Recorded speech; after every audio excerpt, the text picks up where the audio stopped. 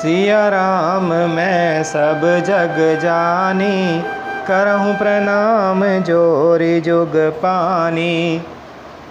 श्री गणेशाय नमः। श्री जानकी वल्लभो विजयते। श्री रामचरितमानस षष्ठ सोपान लंका कांड श्लोक। रामं कामारि सेव्यं भव्यहरणं कालमत्तेव सिंहं योगीन्द्रं ज्ञानगम्यं गुणनिधिमजितं निर्गुणं निर्विकारं मायातीतं सुरेशं खलवदनिरतं ब्रह्मवृन्देकदेवं वन्दे कन्दावदातं सरसिजनयनं देवमुर्वीस्वरूपं।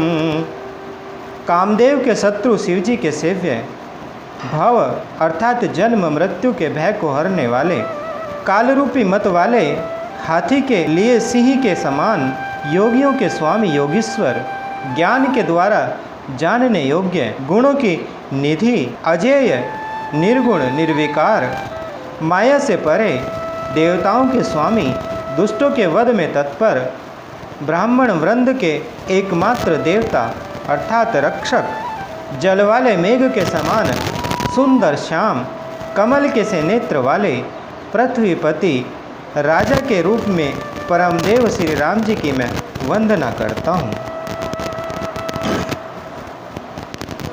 संख्यध्वामतीव सुंदरतनुं शार्दूलचर्मांबरं कालव्यालकरालभूषणधरं गंगा शशांक प्रियं काशीशं कलिकल्पसौगसमनं कल्याणकल्पद्रुमं नौमीड्यं गिरिजापतिं गुणनिधिं कंदर्पहं शंकरम।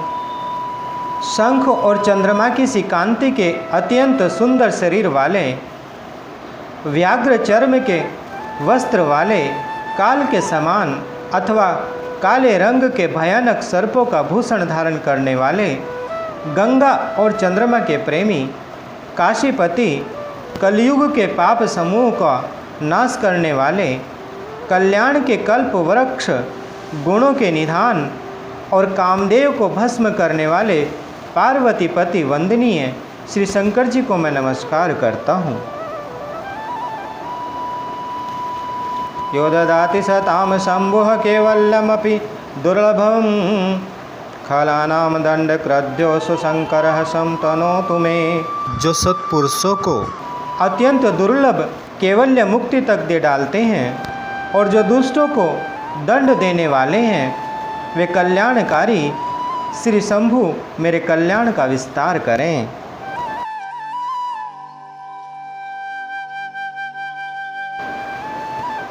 लव निमेष परमाणु जुग बरस कलप सर चंड बजसी न मन ते ही राम को कालु जासु को दंड।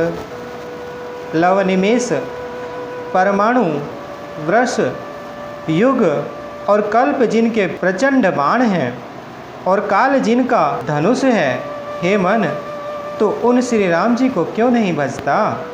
सचिव बोले प्रभु अस कहेऊ सिंधु बचन सुनि राम करहु से तू तरय कटकु अब विलंबु के ही काम। समुद्र के वचन सुनकर प्रभु श्री राम जी ने मंत्रियों को बुलाकर ऐसा कहा, अब विलंब किस लिए हो रहा है। सेतु अर्थात पुल तैयार करो जिसमें सेना उतरे। जामवंत कर जोरी कह सुनहु भानुकुल के तू नर चढ़ी भव सागर तरही नाथ नाम तव से तू। जामान ने हाथ जोड़कर कहा, हे सूर्यकुल के ध्वजा स्वरूप कीर्ति को बढ़ाने वाले श्री राम जी सुनिए। हे नाथ, सबसे बड़ा सेतु तो आपका नाम ही है, जिस पर चढ़कर, जिसका आश्रय लेकर मनुष्य संसार रूपी समुद्र से पार हो जाते हैं। यह लघु जलधि तरत कति बारा अस सुनि पुनि कह पवन कुमारा प्रभु प्रताप बड़वानल भारी सो सेवु प्रथम पयो निधि बारी। फिर यह छोटा सा समुद्र पार करने में कितनी देर लगेगी। ऐसा सुनकर फिर पवन कुमार श्री हनुमान जी ने कहा, प्रभु का प्रताप भारी बड़वानल अर्थात समुद्र की आग के समान है। इसने पहले समुद्र के जल को सोख लिया था।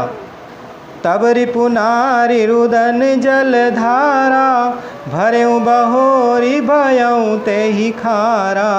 सुनियति युकति पवन सुत केरी, हर से कपि रघुपति तन हेरी। परंतु आपके शत्रुओं की स्त्रियों के आंसुओं की धारा से यह फिर भर गया और उसी से खारा भी हो गया। हनुमान जी की यह अत्युक्ति अर्थात अलंकार पूर्ण युक्ति सुनकर वानर श्री रघुनाथ जी की ओर देखकर हर्षित हो गए। जामवंत बोले दो भाई, नल नील ही सब कथा सुनाई। राम प्रताप सुमिरि मन माही, करहु से तू प्रयास कछु नाही। जामवान ने नल नील दोनों भाइयों को बुलाकर उन्हें सारी कथा कह सुनाई और कहा, मन में श्री राम जी के प्रताप को स्मरण करके सेतु तैयार करो।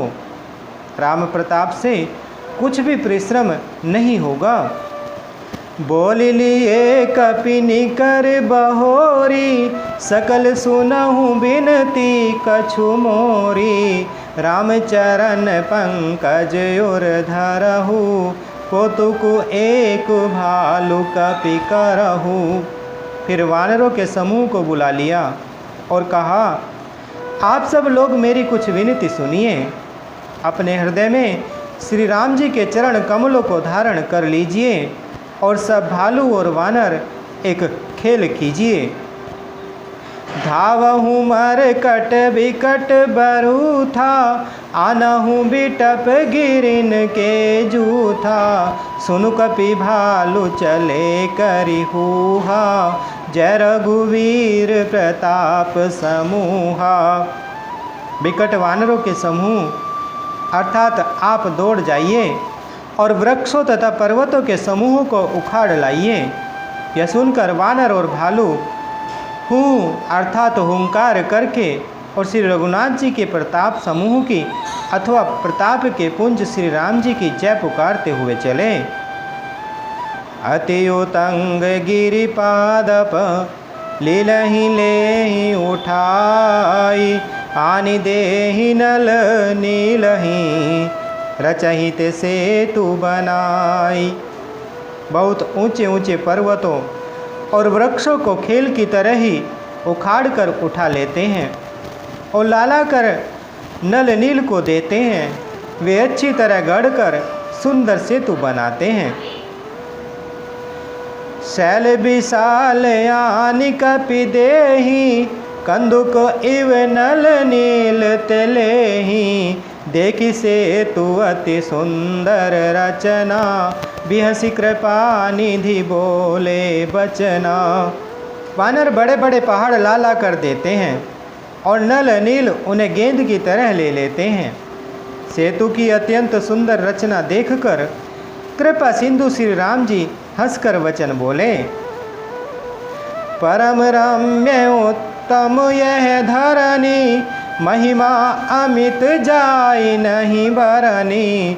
करिहऊँ इहाँ शंभु थापना, मोरे हृदय परम कल्पना।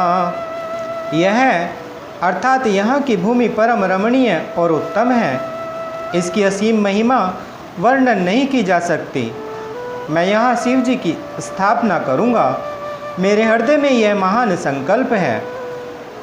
सुनि कपीस बहुदूत पठाए, मुनिवर सकल बोली ले आए। लिंग थापि विधिवत करि पूजा, शिव समान प्रिय मोहि न दूजा। श्री राम जी के वचन सुनकर वानरराज सुग्रीव ने बहुत से दूत भेजे, जो सब श्रेष्ठ मुनियों को बुला कर ले आए। शिवलिंग की स्थापना करके विधिपूर्वक उसका पूजन किया। फिर भगवान बोले, शिव जी के समान मुझको दूसरा कोई प्रिय नहीं है। शिवद्रोही मम भगत कहावा, सोनर सपने हूँ मोहिन बावा। शंकर विमुख भगति चह मोरी, सोनार की मूड मति थोरी। जो शिव से द्रोह रखता है और मेरा भक्त कहलाता है, वह मनुष्य स्वप्न में भी मुझे नहीं पाता। शंकर जी से विमुख होकर अर्थात विरोध करके जो मेरी भक्ति चाहता है, वह नरकगामी मूर्ख और अल्प बुद्धि है। शंकर प्रिय मम द्रोही, शिवद्रोही मम दास। ते नर करहि कलप भरी, घोर नरक महुबास। जिनको शंकर जी प्रिय हैं, परंतु जो मेरे द्रोही हैं एवं जो शिव जी के द्रोही हैं और मेरे दास बनना चाहते हैं, वे मनुष्य कल्प भर घोर नरक में निवास करते हैं। मंगल भवन अमंगल हारी, द्रवहु सुदशरथ अजर बिहारी। बोलो भगवान श्री राम जी की, बोलो माता सीता जी की, बोलो श्री बजरंग बली भगवान की।